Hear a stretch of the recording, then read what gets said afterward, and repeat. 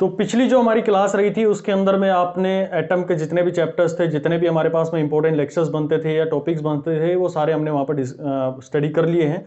आज जो हमारे पास में नेक्स्ट लेक्चर लेके आ रहा हूँ मैं, उसमें बहुत इंपॉर्टेंट चीज़ें आप लोगों के लिए रहेंगी जो कि न्यूक्लियर फिजिक्स से रिलेटेड रहेंगी।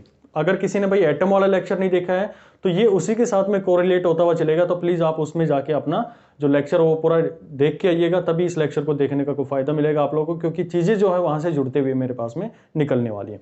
तो पिछले जो हमारे पास में लेक्चर था उसमें मैंने आप लोगों के साथ में बात की थी एटम को लेकर बेसिकली। तो एटम का आप लोगों ने जो स्टडी जहाँ पर छोड़ी थी, तो वहाँ पर एक चीज़ ये कही गई थी कि भाई मेरे पास में एक एटम होता है और एटम के अंदर में बीच में हमारे पास में पॉजिटिव चार्ज होता है।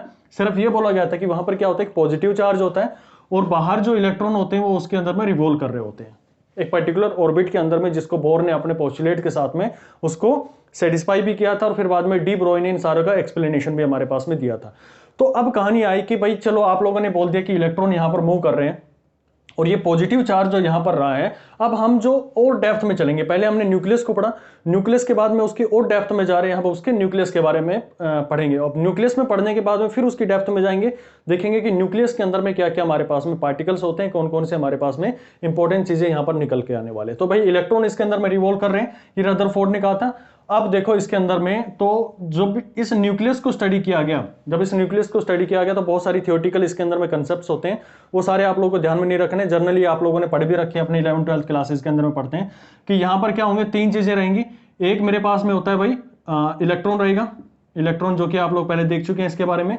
दूसरा जो पॉजिटिव चार्ज रहेगा, इस पूरे एटम की बात कर रहा हूं मैं, पूरे एटम की बात कर रहा हूं मैं, इलेक्ट्रॉन यहां पर रिवॉल्व कर रहे होंगे और ये जो इसके अंदर में न्यूक्लियस के अंदर में निकल के आने वाला है, that will B proton and third one is neutron. ये तीन चीजें इसके अंदर में रहेंगी। अब जो यहां पर कहानी निकल के आने वाली है कि जो इलेक्ट्रॉन रहेगा, उस इलेक्ट्रॉन के ऊपर में चार्ज आप सबको पता है कितना होता है भाई, इसके ऊपर में चार्ज होता है 1.6 इंटू 10⁻⁻19, लेकिन ये क्या होता है, नेगेटिव होता है, यानी कि नेगेटिव चार्ज इसके पास में रहता है। अब बात करें प्रोटॉन को लेकर, तो प्रोटॉन के अंदर में चार्ज रहता है पॉजिटिव, कितना 1.6 इंटू 10⁻⁻19, और इनकी जो यूनिट होती है वो कुलाम के साथ में हम इसको रिप्रेजेंट कर सकते हैं। कुलाम जब आप लोगों ने इलेक्ट्रोस्टैट पढ़ा था वहां पर इसको मैंने आप लोगों के साथ में डिफाइन किया था। अब न्यूट्रॉन की बात करें तो न्यूट्रॉन के पास में कोई भी चार्ज नहीं होता है, यानी कि ये अपने आप में एक न्यूट्रल सब्सटेंस होता है। न्यूट्रॉन हमारे पास में पार्टिकल प्रेजेंट होता है किसमें, न्यूक्लियस के अंदर में। ठीक है, इसकी भी डिस्कवरी काफी टाइम के बाद में हुई थी। पहले यही माना गया था कि खाली यहाँ पर प्रोटॉन होते हैं, लेकिन काफी ऐसे एक्सपेरिमेंट्स इसके अंदर में हुए जहां से उन्होंने आइडेंटिफाई किया कि भाई नहीं, वहां पर एक और चीज भी प्रेजेंट है जो उसके न्यूट्रॉन के बराबर में रहेगी, क्योंकि वो बेसिकली हेल्प करेगी हमारे पास में एटॉमिक मास नंबर को डिफाइन करने के लिए। चलो भाई, अब देखो जो इलेक्ट्रॉन होता है इसका जो मास होगा उसको आप रिप्रेजेंट करते हैं, कितना मास होता है इसका भाई, 9.1 इंटू 10⁻31 kg, इससे आप रिप्रेजेंट करते हैं। और प्रोटॉन का जो मास होता है, यहां पर इस प्रोटॉन के मास को, ये स्टैटिक डाटा इनको आप बिल्कुल याद रखेंगे क्योंकि बार बार इनकी मेरे को जरूरत पड़ने वाली है। ये होता है हमारे पास में 1.67 इंटू 10⁻⁻27 kg। जब ये न्यूट्रॉन के मास को मेजर किया गया तो इसका भी मास हमारे पास में लगभग किसके बराबर में आता है, प्रोटॉन के बराबर आता है। यानी कि आप ये कह सकते हैं कि भी मेरे पास में 1.67 इंटू 10⁻⁻27 kg मेरे पास में रिप्रेजेंट हुआ। अब कहानी बनी कि भाई यार ये तो बहुत छोटे मासेज हैं जिनको आप किलोग्राम के अंदर में रिप्रेजेंट कर रहे हो, तो क्या इनको और तरीका नहीं है हमारे पास में रिप्रेजेंट करने का? क्या इस मास को मैं और किसी तरीके से रिप्रेजेंट नहीं कर सकता? क्योंकि मेरे पास में किलोग्राम और ऊपर से -31, इधर -27 और ये मेरे पास में किलोग्राम, ये तो बहुत ज्यादा छोटा हो जाएगा मेरी कैलकुलेशंस करने के लिए।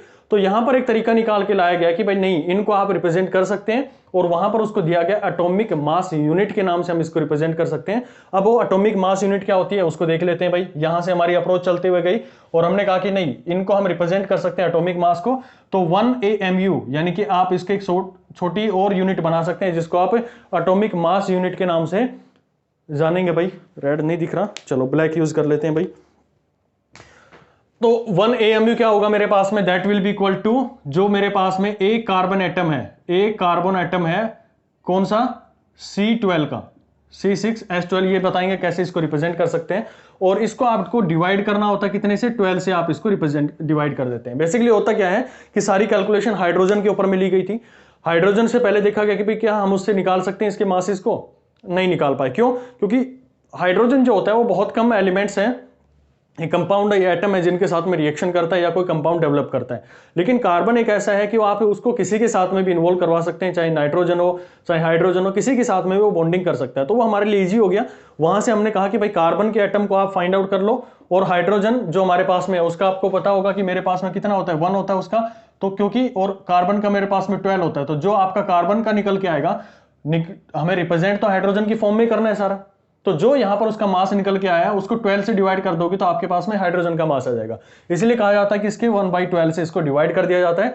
जो भी हमारे पास में कार्बन एटम है उसका mass of 1 carbon atom divided by this one. तो जब इसको कैलकुलेट किया गया, तो अब मैं थोड़ा सा आपको बता दूं कि कैसे हम इसको रिप्रेजेंटेशन में लेके आते हैं, वहां से थोड़ी चीजें और इसको इजीली हम समझने की कोशिश करेंगे।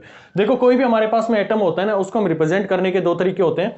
उसके अंदर में 2 इंपॉर्टेंट चीजें यहां पर लिखी जाती हैं। एक मेरे पास में पॉजिटिव चार्ज, यानी कि इसके अंदर में क्या क्या चीजें हैं, और बाहर इसके साथ में जो रिवॉल्व कर रहा होता है। तो अंदर जो इसके अंदर में है, इनको हम जानते हैं एक नए नाम से, न्यूक्लियॉन्स के नाम से जानते हैं। क्या नाम है भाई इसका? न्यूक्लियॉन्स के नाम से जानते हैं। और जो बाहर इसके साथ रिवॉल्व कर रहा है, इसको हम इलेक्ट्रॉन के नाम से जानते हैं। अगर मान लो कि ये मेरे पास में कंपोनेंट है जिसको मैं एक्स से रिप्रेजेंट कर सकता हूं, कोई भी नाम है, मैंने कार्बन ले लो, नाइट्रोजन ले लो, एक्स में सब कुछ आ गया उसके अंदर में, तो एक्स जो होगा मेरे पास में, इसका रिप्रेजेंटेशन कुछ ऐसा होगा। और नीचे जो लिखा जाएगा इसके साथ में एटॉमिक नंबर लिखा जाएगा। अब एटॉमिक नंबर क्या होता है? एटॉमिक नंबर होता है कि भाई जो मेरे पास में ये कंपाउंड है, इसके अंदर में नंबर ऑफ प्रोटॉन्स कितने, ठीक है ना। जैसे आप लोगों को जानकारी होगी कि भाई हमने कहा था कि जितने हमारे पास में इलेक्ट्रॉन होते हैं उतने नंबर ऑफ हमारे पास में प्रोटॉन अवेलेबल होते हैं किसी भी एटम के अंदर में। तो जो इस न्यूक्लियन के अंदर में, इन न्यूक्लियंस के अंदर में जो नंबर ऑफ प्रोटॉन रहेंगे उसको ही हम एटॉमिक नंबर के नाम से जानते हैं, और उसको हमेशा इसके बॉटम में लिखा जाता है, इस साइड में जेड से हम उसको रिप्रेजेंट करते हैं। और दूसरा इसके साथ में एक टर्म लगेगी कि भाई इस पूरे का मास कितना है, इस पूरे न्यूक्लियन का मास कितना है, या फिर हम कहेंगे इस न्यूक्लियस का कितना मास है, यानी कि एटॉमिक मास नंबर के साथ में रिप्रेजेंट करते हैं। और उसको हम रिप्रेजेंट करेंगे ए से, यानी कि यहां पर हम लिखते हैं उसके साथ में ए। अब ध्यान रखने वाली चीज ये है कि ये जो ए आप यहां पर लिखेंगे ना, ये हमेशा और हमेशा क्या रहना चाहिए? इंटीजर रहना चाहिए। और ये क्या होता है? एटॉमिक नंबर होता है, एटॉमिक मास नंबर के नाम से आप इसको जानते हैं, ठीक है भाई। एटॉमिक मास नंबर हो गया। और नीचे जो होता है इसको हम जानते हैं, ये होता है मेरे पास में एटॉमिक नंबर। एटॉमिक नंबर होता है, ये बेसिकली रिप्रेजेंट करेगा कि कितने मेरे पास में नंबर ऑफ प्रोटॉन इसके अंदर में अवेलेबल है। तो प्रोटॉन्स के बारे में बताएगा। और अगर मेरे पास में कोई न्यूट्रल या फिर मेरे पास में कोई स्टेबल कंपाउंड है, कोई भी स्टेबल न्यूक्लियस है, तो एटम है, तो उसके अंदर में number of proton equal to number of electron मेरे पास में रहने वाले भाई। अब कुछ लोगों को, आप लोगों के दिमाग में आना चाहिए कि हमने तो एटॉमिक नंबर, जो मास नंबर होता है या मास होता है, एटॉमिक मास होता है, वो फ्रैक्शन में भी पढ़ा है भाई। जो फ्रैक्शन में आता है ना, वो आप लोगों का दूसरी टर्म से निकल के आता है, उसके आइसोटोप्स हो गए, उनका हम क्या करते हैं, उनको सम अप करते हैं और उसके एक एवरेज वैल्यू निकाल के लेके आते हैं। इसलिए वहां पर वो क्या होता है, फ्रैक्शन में होता है। लेकिन यहां पर जो लिखा जाएगा वो एक इंटीजर वैल्यू लिखी जाएगी उनको सबके जोड़ के, कि भाई उसके पास में कितने नंबर ऑफ न्यूट्रॉन है और कितने नंबर ऑफ उसके पास में प्रोटॉन है, दोनों को हम यहां पर जोड़ के लिख देंगे। तो मेरे पास में क्या बनने वाला है? ये मेरे पास में एटॉमिक मास नंबर बनने वाला है। तो एटॉमिक मास नंबर किस किस का कॉम्बिनेशन होता है? जो न्यूक्लियॉन्स होते हैं, यानी कि उसके पास में क्या है, अगर हम कहें कि neutron, number of neutron plus number of proton, तो ये मेरे को क्या देंगे? ये मेरे पास में अवेलेबल डेटा जो आएगा वो मेरे पास में एटॉमिक मास नंबर रहेगा। और जेड जो होगा ये मेरे पास में नंबर ऑफ खाली प्रोटॉन से हम इसको रिप्रेजेंट कर सकते हैं। तो ये एक इंपॉर्टेंट चीजें, आप इसका स्क्रीनशॉट लेना चाहें तो यहां पे ले सकते हैं। अब देखो, ये आपको ये रिप्रेजेंटेशन समझ में आ गया। अब कहानी जो हमारी चल रही थी कि भाई वन एस्ट्रोमिकल एटॉमिक मास यूनिट है, इसको कैसे रिप्रेजेंट करेंगे। तो इसको हम देख लेते हैं कि मेरे पास में कार्बन एटम है, ठीक है। कार्बन एटम को मैं कैसे रिप्रेजेंट कर सकता हूं? कार्बन एटम के आप लोगों ने देख लिया कि भाई मेरे पास में जो एटम ये लिखा गया कार्बन 6 and 12, तो इसमें ये बताओ कि नंबर ऑफ प्रोटॉन कितने होंगे। तो प्रोटॉन तो आप लोगों ने देखते मेरे को बता दिए कि जी प्रोटॉन तो वही है जो इसके एटॉमिक नंबर होता है। तो एटॉमिक नंबर आपने 6 देखा और 6 यहां इसके साथ में लगा दिया। अब बात आई कि भाई मेरे को तो ये भी तो निकालना है, इसके अंदर में न्यूक्लियन के अंदर में न्यूट्रॉन भी तो है। अब वो न्यूट्रॉन कैसे निकलेगा? तो न्यूट्रॉन मेरे पास में निकल के आएगा, इसको मैं n से रिप्रेजेंट करूंगा आगे से न्यूट्रॉन को, n that will be equal to, भाई टोटल मेरे पास में 12 है, यानी कि न्यूक्लियॉन्स की वैल्यू मेरे पास में 12 है, जिसमें 6 मेरे पास में क्या हो गए, प्रोटॉन हो गए। तो बचे कितने इसके पास हैं? तो यहां पर आप देखेंगे कि ये भी कितने बच गए, मेरे पास में 6 बच गया भाई। तो number of proton equal to number of neutron मेरे पास में आ गया, यानी 6 इसके पास में, दोनों के पास में वैल्यू बनकर आ गई है। तो यहां पर इस फॉर्मूले के अंदर में रखेंगे तो आप लोग देख रहे हैं कि ये मेरे पास में क्या हो गया, इस न्यूक्लियन के अंदर में, इस न्यूक्लियन के अंदर में 6 जो मेरे पास में क्या रहे होंगे, न्यूट्रॉन रहे होंगे, उनका मास मैं रिप्रेजेंट कर सकता हूं, मास ऑफ न्यूट्रॉन प्लस 6 ही मेरे पास में इसके अंदर में क्या रहेंगे, प्रोटॉन रहे होंगे, तो प्रोटॉन के मास को मैं रिप्रेजेंट कर सकता हूं, मास ऑफ प्रोटॉन, और डिवाइडेड बाय 12 आप इसको कर देंगे। क्योंकि आप लोगों ने यहां पर देखा था मेरे साथ में कि प्रोटॉन और न्यूट्रॉन दोनों का वेट क्या होता है, लगभग लगभग हमारे पास में सेम होता है। तो आप यहां से ये भी लिख सकते हैं कि 12 मास ऑफ प्रोटॉन डिवाइडेड बाय 12, ये रिप्रेजेंट कर सकते हैं। तो ये दोनों एक दूसरे से कटेंगे तो आपके पास में वैल्यू क्या आ गई, यहां पर आप लोग के पास में वैल्यू आ गया कि 1 atomic mass unit that will be equal to mass of proton, यानी कि एक एटॉमिक मास यूनिट जो होती है वो मास ऑफ प्रोटॉन के बराबर होती है। यानी कि आप इतनी बड़ी यूनिट को एक छोटा सा ये भी लिख सकते हैं कि proton that will be equal to 1 AMU, ये भी आप इसको रिप्रेजेंट कर सकते हैं। ठीक है, यहां पर आप लोग के पास में वैल्यू आई, तो आपके पास में मास और प्रोटॉन कितना होता है 1.67 इंटू 10⁻⁻27 kg।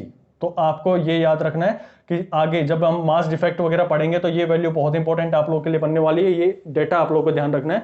वहां पर आपको केजी में वैल्यू गिवन होगी तो आपको एस्ट्रोनॉमिकल मास यूनिट में एटॉमिक मास यूनिट के अंदर में आपको कन्वर्ट करना पड़ेगा। तो वहां पे आपको इसको क्या करना पड़ेगा, इससे मल्टीप्लाई करना पड़ेगा, तभी आप लोगों का आंसर बनने वाला है वहां पर। ठीक है, तो ये पूरी कहानी थी मेरी जो इस यूनिट तक पहुंचने के लिए। अब यूनिट तक हम पहुंच गए हैं कि भाई हमने एटॉमिक जो मास है उसको निकाल लिया है। अब मान लो मेरे को ये दे दिया गया, अब इससे जनरलाइज हमारे पास में क्या हो गया कि कार्बन का एटम है, अगर मुझे इसका मास निकालने के लिए बोल दिया जाए तो मैं डायरेक्ट बोलूंगा भाई 12 AMU इसका मास है। ठीक है, एटॉमिक मास हो गया। दूसरा मैं बोल दूं कि भाई हाइड्रोजन का निकाल के दिखाओ, हाइड्रोजन का मेरे पास में, हीलियम का निकाल के दिखाओ, 2 4 ये इसका रिप्रेजेंटेशन होता है। 2 आप लोग को समझ में आएगा कि इसका एटॉमिक नंबर है, और 4 मेरे पास में इसका एटॉमिक मास नंबर यहां पर रिप्रेजेंट किया गया। तो डायरेक्टली आप क्या बोलोगे भाई इसका मास कितना हो गया, एटॉमिक मास 4 AMU। अब ये बार बार क्या था कि बड़ी बड़ी यूनिट हम लिख रहे थे, AMU वगैरह लिख रहे थे, तो आगे से मैं इसको ये भी लिखूंगा 4U लिख दूंगा तो भी आप लोग को यही समझना है, 12U लिख देंगे तब भी आप लोग को यही समझना है। यहां पर मैं इसके साथ में 1U भी लिखूंगा तो भी आप लोग को यही कहानी आप लोग को समझ में आनी चाहिए कि केवल हम इसके यूनिट को सिर्फ छोटा करके लिख रहे हैं, AMU ही यहां पर रिप्रेजेंटेशन में आती है।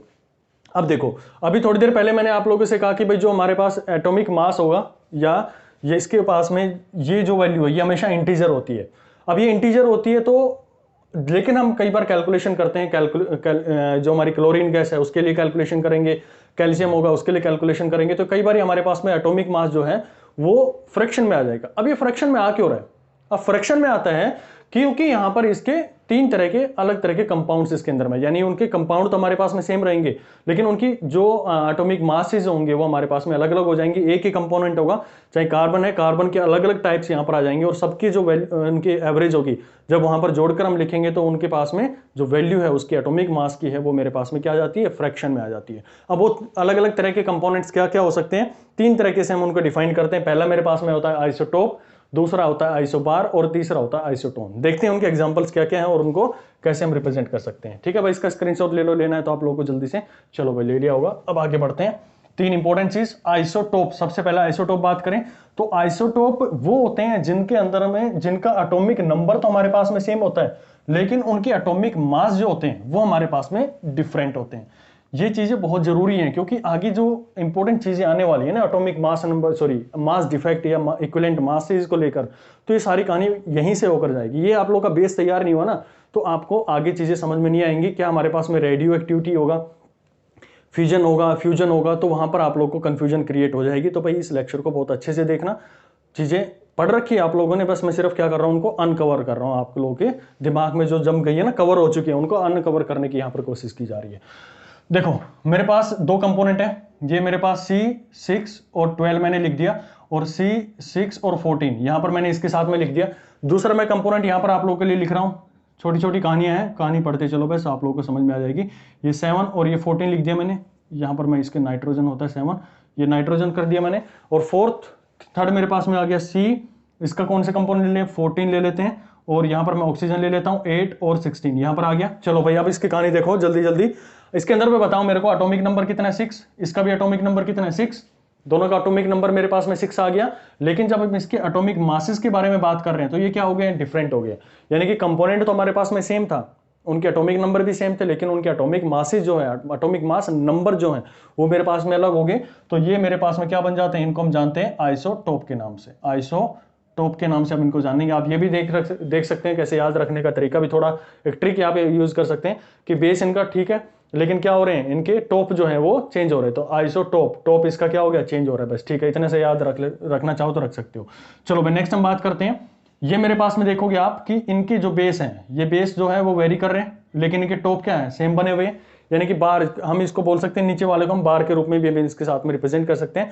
अब देखो इसके अंदर में एटॉमिक मास नंबर तो मेरे पास में क्या है, दोनों के सेम है, लेकिन एटॉमिक नंबर इनके डिफरेंट आ रहे हैं। जब भी ऐसा होता है कि उनके एटॉमिक नंबर डिफरेंट हो, तो ऐसी चीजों को बोलते हैं हम, क्या होता है मेरे पास में आइसो, ये मेरे पास में बार के नाम से आप इसको जानते हैं। ये मेरे पास में आइसो बार होते हैं, और ऊपर वाले क्या होते हैं, आइसोटोप होते हैं। टॉप ई इसके साथ में लगा दो भाई। ओके, अब तीसरा मेरे पास में आ गया। यहां पर आप देखेंगे कि इसके अंदर में कोई इस रिलेशन दिख रहा है। यहां पर 6 है, ये 8 है, ये 14 है, 16, यानी कि सारी वैल्यू इसके अंदर में चेंज हो रही है। लेकिन आप गौर से देखेंगे इसके अंदर में, तो नंबर ऑफ प्रोटॉन निकाल के बताओ भाई। तो नंबर ऑफ प्रोटॉन निकालने का आपको तरीका पता है कि ये मेरे पास में Z है, A है, और ये मेरे पास में Z है। तो नंबर ऑफ प्रोटॉन निकालने का तरीका ये डायरेक्टली मेरे को ये पता है कि Z - A कर दूं। ये याद कर लेना, ये बहुत इंपॉर्टेंट है, ये बार बार यूज करूंगा मैं आगे, Z - A वाला फॉर्मूला आप लोगों के लिए। ओके, तो ये 14 - 6 कितना है भाई, मेरे पास में 8 आ गया, और इसको भी करेंगे तो मेरे पास में 8 आ गया। नंबर ऑफ न्यूट्रॉन मेरे पास में क्या हो गए, सेम हो गए। और ऐसा जब भी आ जाता है तो हम कहते हैं कि वो क्या कहलाते हैं, आइसोटोन के नाम से हम उनको जानते हैं, आइसोटोन। तो 3 चीजें यहां पर आप लोग के पास में न्यूक्लियस को लेके हमने डिफाइन करी, यानी कि न्यूक्लियस के जो न्यूक्लियॉन्स हैं उनके वैल्यूज के ऊपर में हमने इनको डिफाइन किया। पहला मेरे पास में आइसोटोप आया, दूसरा आइसोबार आया, और तीसरा मेरे पास में आइसोटोन के नाम से हम इसको रिप्रेजेंट करते हैं। चलो भाई, ये कहानी यहाँ तक हुई। अब देखो इंपॉर्टेंट चीजें शुरू हो गई हैं। पहला जो आता है वो radius of nuclei. Radius of nuclei आप लोगों ने एक बार पहले भी पढ़ा था, लेकिन वो आप लोगों ने उसके ऑर्बिटल के हिसाब से पढ़ा था। अब मैं आप लोगों से बात करूंगा कि क्या हम एटॉमिक नंबर के बेसिस पे किसी के रेडियस को फाइंड कर सकते हैं। जी हाँ, बिल्कुल, हम किसी के भी रेडियस को फाइंड आउट कर सकते हैं। जैसे कहानी यहां पर है कि ये मेरे पास में एक न्यूक्लियस रिप्रेजेंट कर दिया जाए।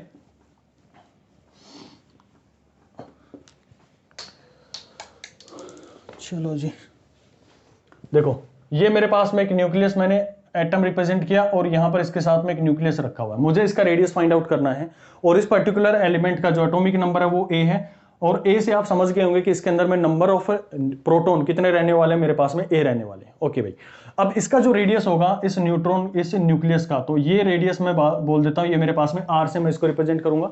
तो इस R को रिप्रेजेंट करने के लिए, इस रेडियस को निकालने के लिए मेरे पास में एक डायरेक्ट फॉर्मूला, एक पूरी कैलकुलेशन होती है। आपको कैलकुलेशन पर नहीं जाना है, सीधा ये फॉर्मूला याद रखना है, R will be equal to R0 A1/3। ये आप लोग को ये हमेशा याद रखना है, ये फॉर्मूला आप लोग के पास में अवेलेबल होना चाहिए। अब देखो R की जो वैल्यू होती है, R0 जो होता है वो R तो मेरे पास में इसका वैल्यू हो गया, और जो R0 होता है वो एक कांस्टेंट होता है, और इसकी वैल्यू मेरे पास में होती है 1.1 × 10⁻⁻15।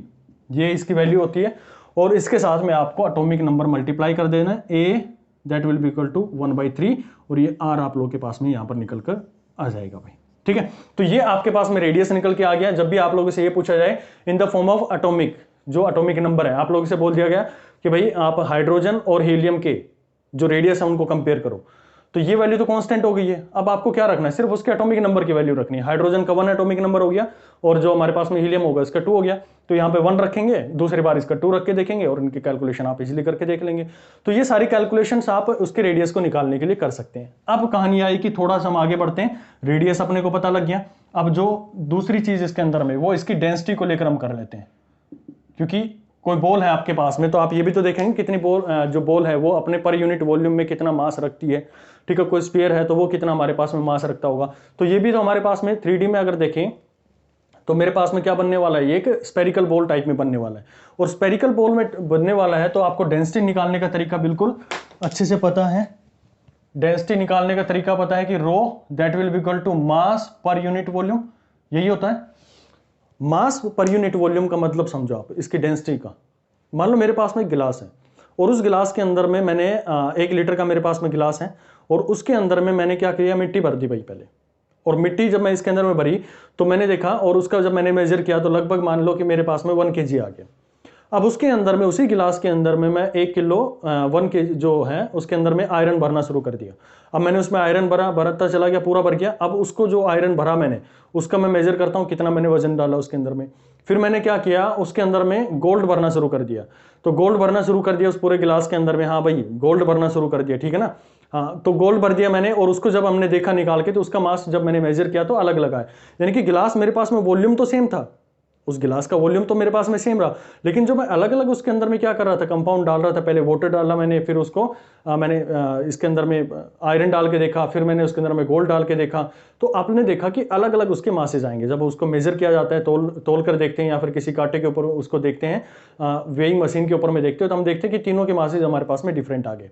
तो इसमें हमें ये डिफाइन किया जाता है कि जो चीज का वजन ज्यादा रहा होगा, जिस भी चाहे आयरन मेरे पास में रहा होगा, आयरन का वजन ज्यादा रहा मेरे पास में, तो उसका कंफर्मली है कि इस पर यूनिट वॉल्यूम के अंदर में उसकी डेंसिटी क्या रही होगी, ज्यादा रही होगी। यानी उसी वॉल्यूम के अंदर में जिसका मास ज्यादा रहा होगा उसकी डेंसिटी ज्यादा रही होगी। यानी उसके जो कंपाउंड्स हैं, एटम्स हैं या मॉलिक्यूल्स हैं, वो सारे क्या रहेंगे, बिल्कुल पास पास रहेंगे। तो यही हमारे पास में डिफाइन किया जाता है कि वन वॉल्यूम के अंदर, वन यूनिट वॉल्यूम के अंदर में कितना मास उसके अंदर में, तो केजी पर मीटर क्यूब यही रिप्रेजेंट कर सकता है कि एक वॉल्यूम के अंदर में, एक मीटर वॉल्यूम के अंदर में, एक मीटर क्यूब वॉल्यूम के अंदर में कितना मास वो अपने साथ में गेन करता है। चलो भाई, अब देखो मासेस को जो रिप्रेजेंट कर पा रहे थे, अरे भाई थोड़ा इसको चेंज करना।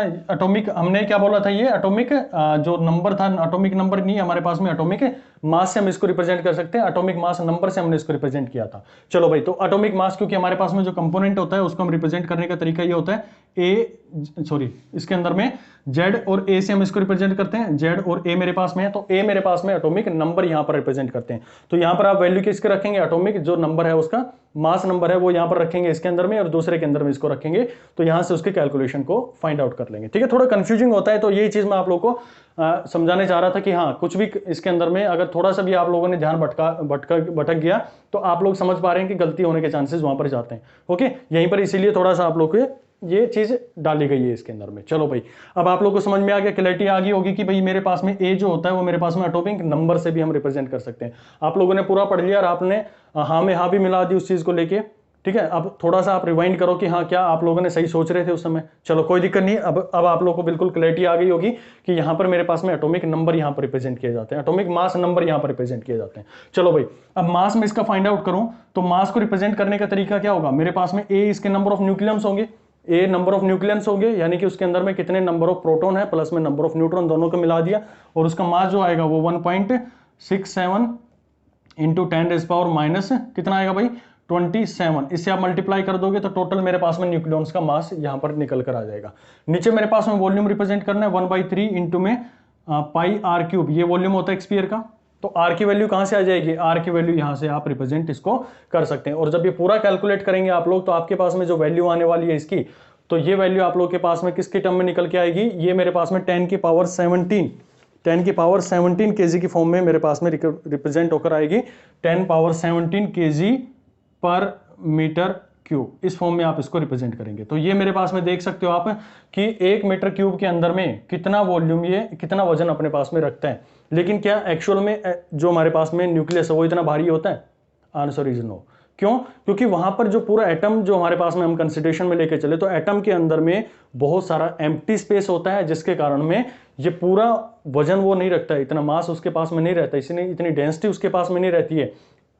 ये भी रदरफोर्ड ने अपने एक्सपेरिमेंट्स के अंदर में एक्सप्लेन किया था कि मैक्सिमम हमारे पास में स्पेस होता है वो उसके अंदर में खाली रहता है। तो इतना बड़ा ब्लॉक होता है कि न्यूक्लियस को हम इजीली उठा भी नहीं पाते अगर वहां पर पूरा उसका स्पेस कवर रहा होता। चलो भाई, अब देखो, अब जो नेक्स्ट इसके अंदर में हमारे पास में निकल के आता है, एक इंपॉर्टेंट टर्म यहां पर निकल के आएगी, न्यूक्लियर फोर्सेस को लेकर हम बात करेंगे।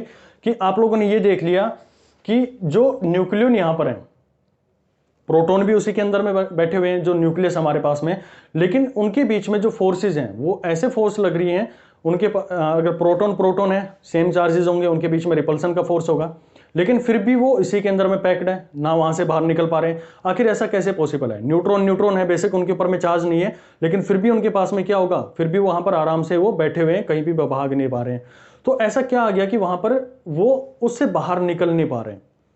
तो वहां पर एक नई फोर्स हमारे पास में बोला गया कि वहां पर एक न्यूक्लियर फोर्स होती है, और वो न्यूक्लियर फोर्स रिस्पॉन्सिबल होती है कि मेरे पास में जो उसके कंपाउंड्स हैं, यानी कि जो न्यूट्रॉन है, प्रोटॉन है, वो एक साथ में एक दूसरे को पकड़ के बैठे रहे, यानी कि ये अट्रैक्टिव इन नेचर फोर्स मेरे पास में होती है। तो चलो देखते हैं कि वो फोर्स किस तरह की होगी और कैसे कैसे कैलकुलेशन होगी, और फिर हमारा जो रास्ता होगा कहां पर जाएगा, मास इक्विवेलेंट या फिर मास डिफेक्ट के ऊपर में हम उसको लेकर चलेंगे। जो कि आपके एग्जाम के लिए काफी इंपॉर्टेंट बनने वाला है टॉपिक भाई। चलो देखो, इसको बोल दिया गया कि मेरे पास ये अगर न्यूक्लियस है और ये सॉरी इसका न्यूक्लियस मान लेते हैं, ये पूरा एटम मैं इसको मान लेता हूं, ये प्रोटॉन है, ये प्रोटॉन है, न्यूट्रॉन न्यूट्रॉन प्रोटॉन न्यूट्रॉन, इस तरह से हमारे पास में सारे पैक्ड है इसके अंदर में। जब इसको देखा गया तो यहां पर फाइंड आउट किया गया कि भाई मेरे पास में एक प्रोटॉन और प्रोटॉन है, एक न्यूट्रॉन और न्यूट्रॉन और प्रोटॉन और न्यूट्रॉन। तो यहां पर इनके बीच में एक फोर्स लग रही है, जिस फोर्स को आप जानेंगे किस नाम से, इसको हम जानेंगे न्यूक्लियर फोर्स के नाम से। दूसरा, इसके अंदर प्रोटॉन मेरे पास में चार्ज पार्टिकल होता है, न्यूट्रॉन मेरे पास में क्या होता है, अनचार्ज पार्टिकल होता है, लेकिन ड्यू टू न्यूक्लियर फोर्स ये क्या कर रहे हो, एक दूसरे को अट्रैक्ट कर रहे हो, क्योंकि हमने कहा कि न्यूक्लियर जो फोर्स होती है वो मेरी किस नेचर की होती है, वो हमेशा अट्रैक्टिव नेचर की मेरे पास में प्रेजेंट होती है। लेकिन आप थोड़ी सी कहानी आप लोग देखेंगे कि जब मैं प्रोटॉन के बारे में बात करूंगा तो प्रोटॉन के ऊपर में नो डाउट एक मेरी फोर्स कौन सी लग रही होगी, इन दोनों को एक दूसरे की तरफ खींच रही है, यानी कि मेरे पास में फोर्स होगी जो न्यूक्लियर फोर्स होगी। लेकिन इनके बीच में क्योंकि पॉजिटिव पॉजिटिव चार्ज हैं, ये चार्ज पार्टिकल हैं, तो इनके पास में एक फोर्स और भी लग रहा होगा जिसको हम इलेक्ट्रोस्टैटिक फोर्स के नाम से जानते हैं, और ये इसको इस डायरेक्शन में धकेलेगा और ये इसको इस डायरेक्शन में धकेलने वाला है।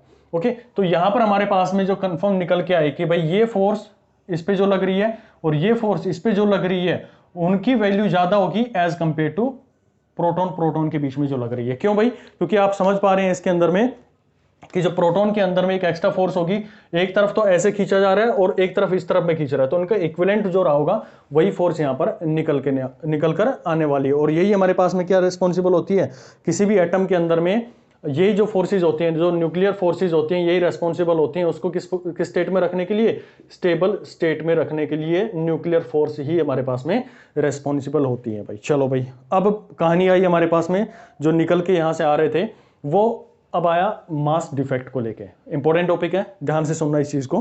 देखो, जो मास डिफेक्ट का मतलब होता है कि हमने ये देखा कि मेरे पास में एक एटम है और एटम के अंदर में जो न्यूक्लियस है उसको मैंने एक बार तो थ्योरेटिकली उसको कंसीडर करके देखा और फिर उसको हमने प्रैक्टिकली उसके साथ में कैलकुलेशंस करके देखी। तो पहले मैं इसकी बात करूंगा आपके साथ में कि ये ऐसे रिप्रेजेंट कर रहा हूं मैं एक्स ए और सॉरी इसको मैं जेड और ए से रिप्रेजेंट कर रहा हूं। तो जेड मेरे पास में समझ में आ गया होगा क्या होगा भी, जेड मेरे पास में एटॉमिक नंबर होगा, यानी कि नंबर ऑफ प्रोटॉन उसके अंदर में, और ए क्या होगा, उसका एटॉमिक मास नंबर मेरे पास में रहने वाला भाई। तो देखो इसको इसके अंदर में जेड ए मेरे पास में आ गया है, इसको हमने रिप्रेजेंट कर लिया। अब उस पूरे के मास को हम, यानी कि जो मेरे पास में इसका न्यूक्लियस है, इसको मैं रिप्रेजेंट कर रहा हूं न्यूक्लियस से, जो न्यूक्लियस है इस पूरे न्यूक्लियस का हम मास कैलकुलेट करेंगे थ्योरेटिकली। यहां पर लिख देता हूं मैं थ्योरेटिकली। जब यहां पर आपने इसको लिखा तो ये मेरे पास में जो वैल्यू बन के आने वाली है, तो बताओ भाई इसके अंदर में न्यूक्लियस में क्या क्या रहा होगा। तो यहां पर मेरे पास में अगर आप लोगों ने कहा कि ए मेरे पास में क्या रहेंगे, नंबर ऑफ प्रोटॉन रहेंगे, तो इसको आपने मल्टीप्लाई कर दिया किससे, इसके मास से। ये आप लोगों ने मल्टीप्लाई किया मास ऑफ प्रोटॉन से, प्लस में अब बताओ दूसरा चीज इसके अंदर में क्या रहा होगा, नंबर ऑफ न्यूट्रॉन रहे होंगे।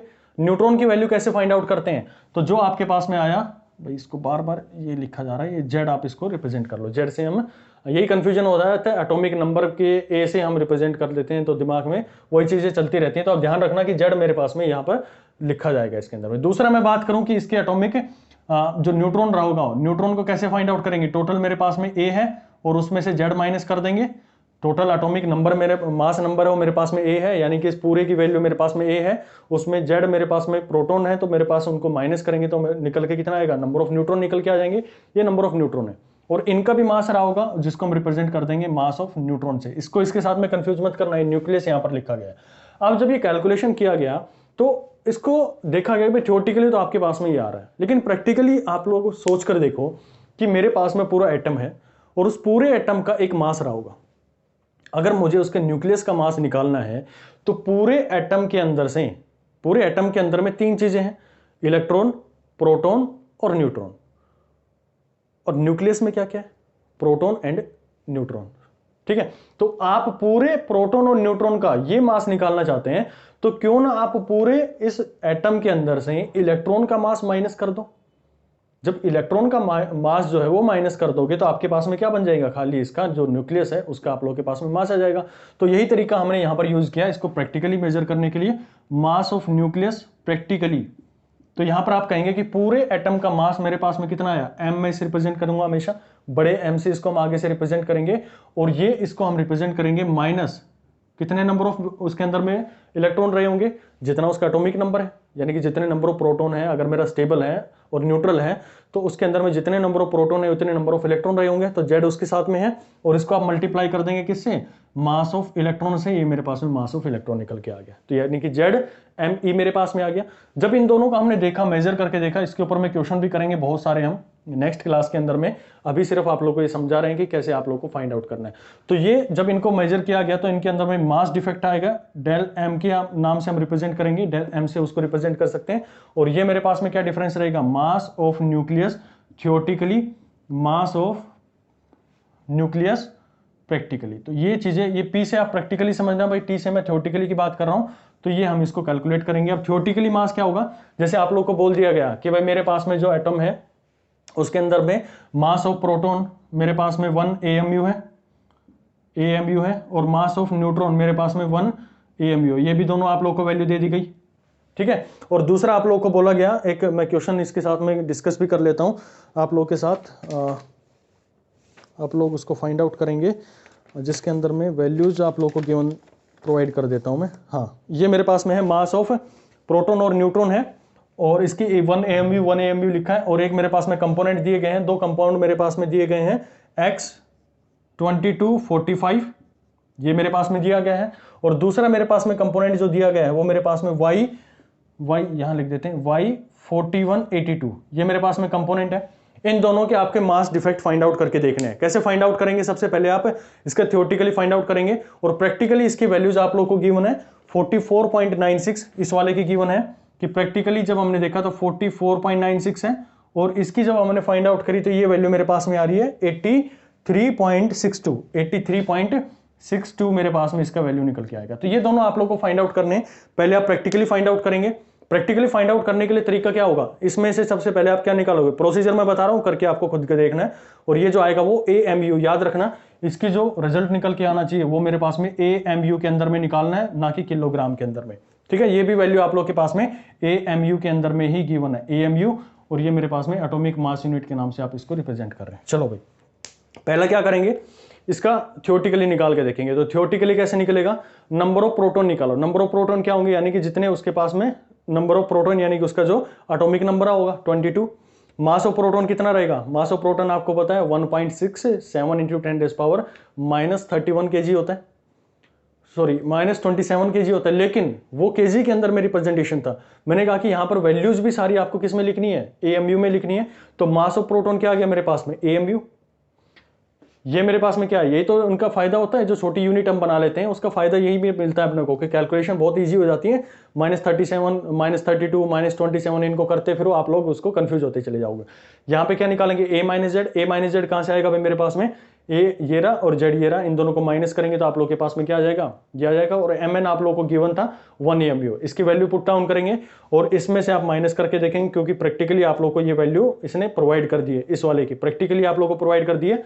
ये भी दे सकता है निकालने के लिए, तो आप इसको कैलकुलेट करेंगे, देखेंगे कितना इसके अंदर में मास डिफेक्ट आप लोगों के पास में आ रहा है। दूसरे क्वेश्चन को भी इसी तरह से अप्रोच करेंगे और दोनों के अंदर में आप फाइंड करेंगे कि मेरे पास में किसके अंदर में मास डिफेक्ट कितना आ रहा है। अब बात आई कि ये जो मास डिफेक्ट आया है ये आखिर में जा कहां रहा है, यानी कि ये एनर्जी जा कहां रही है भाई। तो आपने एक आइंस्टीन की बहुत अच्छी थ्योरी पढ़ी होगी, E = mc²। फॉर्मूला तो बहुत छोटा सा है, लेकिन इसको समझने में बहुत टाइम लग जाता है। और ये कहता क्या है कि हम कोई भी एनर्जी होती है उसको मास में कन्वर्ट कर सकते हैं, और मास जो होता है वो एनर्जी के अंदर में कन्वर्ट हो जाता है भाई, ठीक है। अब वो मेरे पास में आप लोगों को जो इसके अंदर में ध्यान रखने वाली चीज है वो केवल और केवल इसका एक फॉर्मूला याद रखना है कि E = mc²। E = mc², आप सबको पता है। यहां से आपको बोला जाता है कि ये इसके अंदर में जो मास डिफेक्ट आया, यानी कि इनके अंदर में मास के अंदर में जो चेंजेस आए, जो थ्योरेटिकली और प्रैक्टिकली है, तो वो मास गया कहां पर। तो कैलकुलेशंस की गई, इसको फाइंड आउट किया गया और बताया गया कि भाई जो मास इसके अंदर में डिफेक्ट आया है, जो थ्योरेटिकली हमने कैलकुलेट किया और जो प्रैक्टिकली मेरे पास में आ रहा है, तो वो जो मास है वो किस में चला जाता है, वो एनर्जी के अंदर में कन्वर्ट हो जाता है। ओके, उसी तरह से मेरे पास में जो एनर्जी है वो मेरे पास में मास में कन्वर्ट हो जाती है। अब एक छोटा सा एग्जांपल मैं आप लोगों के साथ में करके देखता हूँ।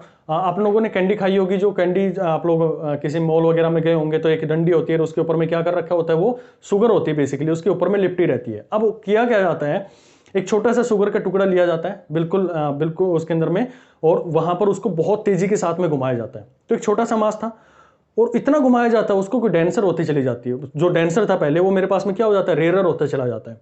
तो मास था, उसको आपने घुमाया और घुमाते घुमाते वो पूरा मास किस में कन्वर्ट हो गया, एक एनर्जी के रूप में कन्वर्ट होकर बाहर की तरफ में फैलना शुरू कर दिया। ओके, अब मैं क्या करता हूं, उसको पूरा जितनी भी मेरे पास में फैला हुआ था उसको मैं मिलाने की कोशिश करता हूं और उसको दबाते दबाते दबाते ले आऊंगा, तो मेरे पास में क्या हो जाएगा, एक एनर्जी का छोटा सा दोबारा से मास का एक छोटा टुकड़ा मिल जाएगा।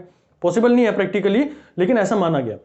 ये तो आपको समझ में आएगा ना, ये तो प्रैक्टिकली आप लोगों ने देखा, मास रखा है उसको बहुत तेजी से घुमाते तो फैलता चला जाता है, यानी कि डेंसर चीज थी वो क्या होती चली जाती है, रेयरर होती चली जाती है। तो उसी तरह से ये कहा गया कि जो मेरे पास में मास है, यहां पर जो मास है, इसको हम एक स्पीड ऑफ लाइट से अगर इसको टर्न करवाते हैं, इतनी तेजी से के साथ में इसको चेंज करवाते हैं, तो वो किस में कन्वर्ट हो जाती है, वो एनर्जी के अंदर में कन्वर्ट हो जाती है। बेसिकली आइंस्टीन की यही इक्वेशन थी। इतना ही आप लोगों को इसको ध्यान में रखना है कि क्या ये हमें रिप्रेजेंट करती है।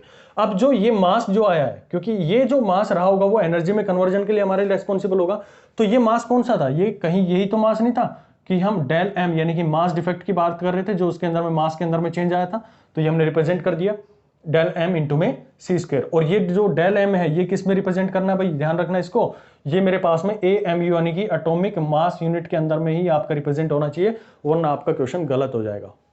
तो ये पूरा कैलकुलेट किया गया और ये जो वैल्यू निकल के आई, सीधा फॉर्मूला आप लोग को याद रखना है, E will be equal to del M, यानी उसके अंदर में मास में कितना चेंज आया, इनटू में 931.5 मेगा इलेक्ट्रॉन वोल्ट। ठीक है, इसकी एनर्जी की जो फॉर्म है उसको हम इलेक्ट्रॉन वोल्ट के रूप में रिप्रेजेंट करेंगे। तो आपको ये फाइंड आउट करना है, जब भी आप लोगों से बोल दिया जाए कि इतना मास डिफेक्ट आया तो बताओ कितनी एनर्जी में कन्वर्जन हो गया। तो पहला तो काम आपको ये करना है कि सारी कैलकुलेशन करेंगे, अगर ये सारी दे रखी है, क्वेश्चन करेंगे हम इसके ऊपर में बहुत सारे, ये जब कैलकुलेशन करेंगे तो डेल एम आ गया, याद रखना इसको हमेशा एटॉमिक मास यूनिट के अंदर में लेकर चलेंगे, इसके साथ में मल्टीप्लाई करेंगे, आप लोग के पास में एनर्जी आ जाएगी कि इनके एनर्जी जो मास था वो कितनी एनर्जी में कन्वर्ट हो गया। और यहीं पर हमारे आगे की कहानी शुरू होगी, बाइंडिंग एनर्जी को लेकर, रेडियो एक्टिविटी को लेकर, और alpha decay, beta decay, gamma decay, beta के भी अंदर में भी दो आ जाएंगे, पॉजिटिव और नेगेटिव। तो ये सारे काम कैसे करते हैं इनके बारे में हम नेक्स्ट लेक्चर के अंदर में देखेंगे। बाकी सारी चीज़ें भाई आप लोगों को जानकारी होगी कि जो भी पीडीएफ मटेरियल है वो आप लोगों को मिल रहा होगा टेलीग्राम चैनल के ऊपर में, आपका डिस्क्रिप्शन बॉक्स के अंदर में उसको जाके चेक कर सकते हैं, नंबर भी आप लोगों को मिल जाएगा उसके अंदर में। और जो भी हमारे मॉक टेस्ट हैं वो लगभग शुरू हो चुके हैं, आप वहाँ पर जाकर उनको अटेम्प्ट कर सकते हैं। चलिए मिलते हैं फिर नेक्स्ट क्लास के अंदर में इसके आगे के कंटिन्यू पार्ट को लेकर।